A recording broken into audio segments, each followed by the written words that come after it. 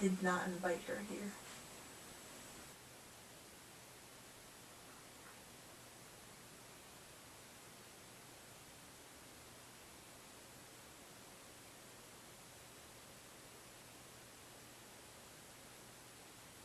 So we just saw Spider-Man? So we just saw Spider-Man Into the Spider-Verse, and it was really good.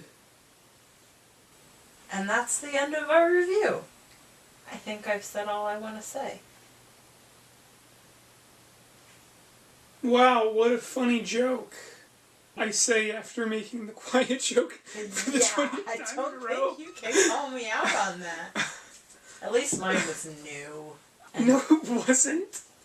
It was semi-new. It hasn't been as overdone as your silent joke. This movie was really, really good. It was written by the guy that wrote the Lego Movie, and he was also going to write Solo before they took it away from him. All the directors, I think, for the most part, only worked in the animation department previously.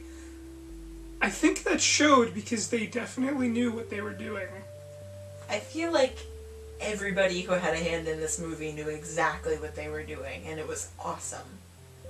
Nothing suffered. The voice acting was phenomenal. Yeah, let's talk about the technical stuff. The voice acting was really good. I don't know any of their names. You're gonna make fun of me for bringing this up, but I did think Nicolas Cage did a really good job. I agree. The Norse Spider-Man. His 10 lines, but they were all delivered so well. It was so aware of itself as a cartoon. It was... I loved all the different I would say styles. Usually when something is self-aware, you're like, oh, it's gonna make comments, it's gonna make jokes about itself, but this was self-aware in a very good way, where it kind of knew its strengths and its weaknesses. I've been trying as hard as I can to not talk about this for as long as possible, but this movie is very, very beautiful. Yes. It is visually amazing, and whoever did the art design for this movie did a fantastic job. I was so worried in the beginning when they were showing the distorted production logos. I was like, oh god, but it just Are you blew sure that me wasn't away. because the 3D wasn't on yet? I don't think so, because even when the 3D was on, I couldn't tell a difference between when the 3D was and wasn't on. It was really that blurry for you the whole time? 3D is always so blurry to me. Does the 3DS 3D work for you? It looks like one of those old shimmery postcards where when you tilt it one way there's a lion, and then you tilt it the other way and there's a zebra. Maybe it's something with your eyes. I don't know. Probably somebody should have made them have more depth. It looked like a comic book, visually. It had the dots, I'm not exactly sure what they're called. It had lots of scratches and marks, and stuff was off color a lot, it's out of the border. There were all kinds of errors, but it was all with a purpose. I loved the character designs. They all did such a good job telling us about the characters, as well as reflecting how they always looked. I loved the Kingpin a lot. I think he stood out more than anybody else. And I don't want to say that it was ripped off, but he looked very similar to the Mafia in the Triplets of Belleville. I think they did a good job. I really like how all of these characters are characters that we've, for the most part, have seen before, but they all felt so real and unique. And I don't know what aspect of it that, the black dad who's a cop and loves his son and wants better for him. I mean, how was it done in such a way that I really actually believed him? It was crazy. I do agree with you, though, and the aspect I liked about that a lot was that they didn't feel the need to go over again and again and again who these people were. They just were. And that's the problem I've had with a lot of comic book movies, where they They always need to explain to us who these people are, why they're doing these things, where they came from. And they do kind of do this with the Spider-Mans, but it's more of like a joke. It's more of like a style thing where they're gonna show off in a flashy way the differences between the worlds. But then you have people like the Kingpin, where they didn't really do a whole lot with his character, but they didn't need to because people know who the Kingpin is. And even if you don't, I mean, so many movies do this thing where it's like, hey, here's a villain, and I know he looks scary, but we're gonna have 3 scenes showing how he's a real scary man. Like, even if you don't know who Kingpin is walking into it, it's implied. Like, they didn't waste any time going over anything that was obvious. Yeah, they know it's a movie, and they know that people can come to their own conclusions, so they don't waste time explaining what these people are. The only thing that I really saw coming was the uncle.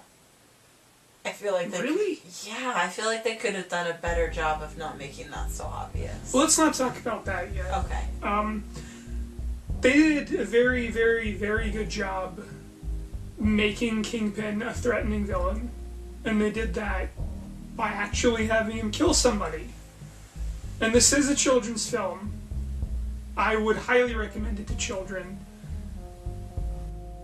But the fact that they actually have the villain kill an important character in a kids movie, it sets the tone from the beginning. You realize that this is real. They don't even do stuff like that in the movies for teenagers anymore.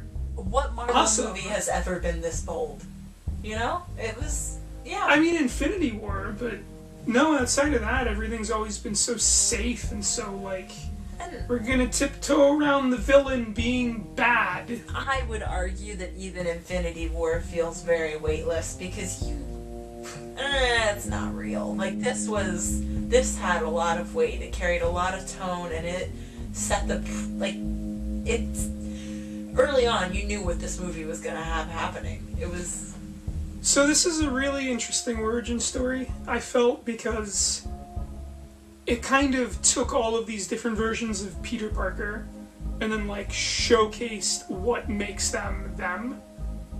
And then it just has this new character who's surrounded by them and whose only similarity is the power itself. But then through that they make a connection. Miles Morales is the only Spider-Man in this movie with no connection to Peter Parker, and I found that really interesting because you got to see a whole different side of of what we're kind of used to. Yeah. And it was a whole new kind of character that we had presented to us. Would you like to go over what the plot of the movie is? Do you want a quick version or a detailed version? We can do whatever. I guess we might get into spoilers here, so... I definitely recommend this movie. I think it's maybe the best animated movie of the year. I'm trying to think of what would have been better. There's The Incredibles, Wreck-It Ralph. I don't think they're better than this. I'm gonna have to think about Incredibles. I really have a crush on that movie. I do think, as a kid, this movie would have bored me during the more emotional stuff.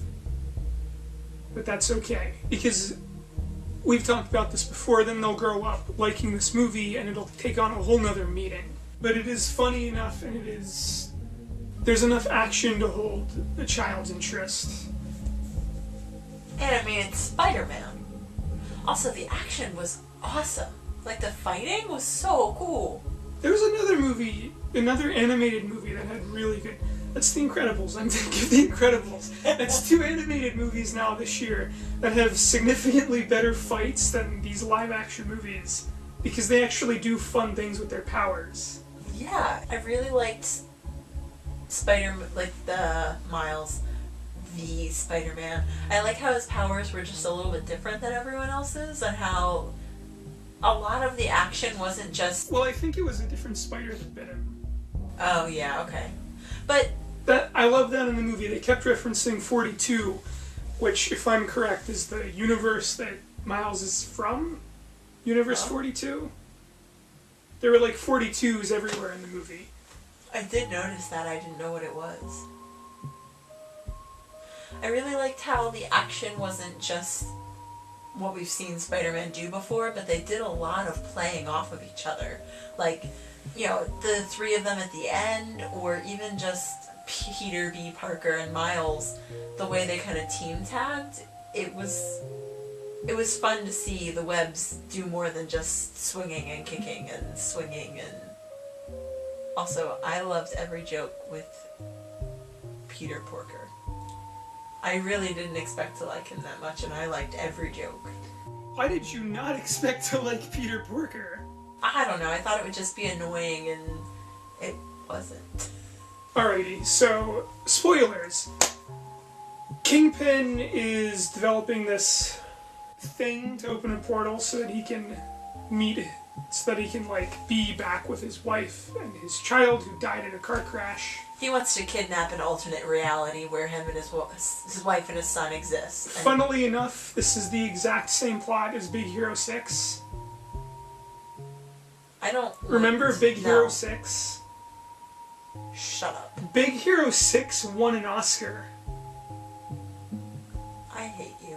So the portal opens up, various Spider-Mans come in, they have to team up together to defeat Kingpin to get back thing. Throughout the movie, there's a lot of really good stuff where Miles is trying to, like, learn how to be Spider-Man, and they really don't gloss over that. That's, like, the whole crux of the movie. They talk about a leap of faith, and that's what it takes to be Spider-Man, and that's what it takes to move forward in all their lives. I mean, they all kind of have their burden or their baggage or what's made Spider-Man hard on them, and the leap of faith is what keeps them going, which is eventually what Miles learns, and about not giving up. It's a well-done theme without being overly pushy. I'll be honest, I'm not really interested in talking more about the plot of this movie. Oh, okay. I know that people like that sort of thing, but I just don't feel like that's us. I am totally fine with rolling forward, my friend. The story is really good. The structure is really good. The character arcs are really good. The characters are really good. This movie's really good. Is there anything that wasn't good? I can't think of anything. If I am correct, this one was voiced by Tara Strong. And I did not think she did a very good job. Yeah, that was the only character I felt meh about. I feel like everything around her was, like, her jokes weren't as good. Did she have jokes? Like, her eating the candy. I don't think her eating gum was a joke. I think it was supposed to be a character trait. Like how the Norse Spider-Man didn't know what colors were. Well, it was funny when he didn't know what colors were. What was the point of the slobby Peter being Jewish? I also would fact check that. They showed it for like a brief second. It really doesn't come up in the movie. But for a brief second, they show his marriage to Mary Jane, and he steps on a glass at the wedding. I think that's one of those things, like wearing white at a wedding is for virgins only, but everybody wears white. If The Simpsons has taught me anything, stepping on glass at a wedding is a Jewish thing. I think you're over-focusing on it. It's just an odd choice. I feel like it has to mean something. I think you're over-analyzing a really minute detail, but... Well, that's what film analysis is for. Maybe it means that the writer of this movie is anti-Semitic, because the Jewish Peter Parker is the one that gives up on life. I would like to not associate with that statement. There's your next hot take, internet. Phil Lord is a Nazi.